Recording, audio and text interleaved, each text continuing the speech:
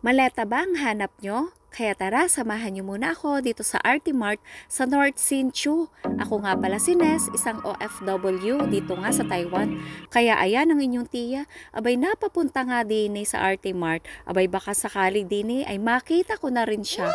At ayan, natagpuan ko na rin ang hinahanap ko. O diba? Sobrang dami nga hong pagpipilian at ang gaganda nga ho. Pati naman talaga presyo ay sobrang ganda din at kamamahal nga ho ng iba. Abay buti pa siya mahal. Ako kaya, mahal din niya. Uy, sino kaya yon?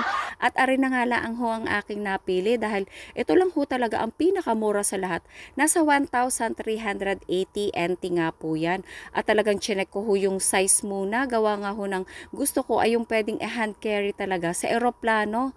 At pinili ko din ho itong kulay itim, black, para nga ho hindi masyadong dumihin. At saka nga ho simple lang tingnan. So ayan, tinulak-tulak ko pa nga ho yan at talagang tinesting ko kung talagang magaan nga ho siyang bitbitin. At yan, natuwa nga ho ako at natagpuan ko na rin siya talaga. Wow. At pagkatapos ko nga ho bumili ng maleta, ayan, nagutom naman nga ho ang inyong tiya. Kaya natakam nga ho ako sa mga tinapay din di ako'y bumili na din nga ho ng isa. Ay pinili ko na rin ho, aring naka-sale. Syempre, kakainin ko naman nga agad At pagkabili ko ho ng tinapay, pantulak naman.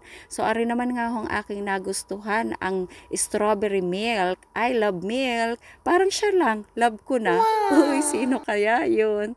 At ayan na naman nga ho, ang inyong tiya panay, hugot na naman. Ay siya, ay tayo magbayad na lang din Naalala nyo ho ba nung ako'y nanalo nga sa raffle namin ng gift check? So, ayan, ito na ho yung ibabayad ko dito. O, diba, nakalibre talaga ako ng maleta at ng merienda.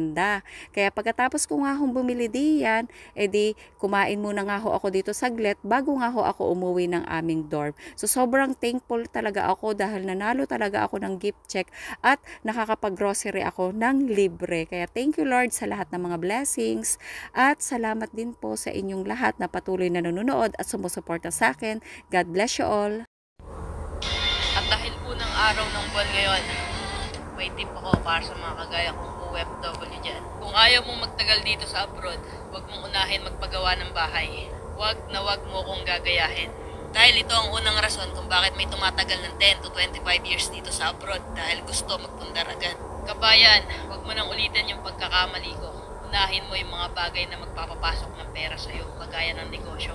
Kasi pag may negosyo ka na, kahit ilang bahay pa yung gusto mong ipagawa, mapapagawa mo yan. Dahil hindi habang buhay, OFW tayo. At hindi rin habang buhay, malakas ang mga katawan natin. At ang masakit pa nun, ito nangyayari talaga sa totoong buhay. Pag tinamaan pa ng sakuna yun ang taon mong pinaghirapan dito sa abroad, back to zero ka na naman. Kaya kabayan, alam mo na kung yung gagawin mo ha. Hanggang nandito tayo sa abroad, mag-ipon.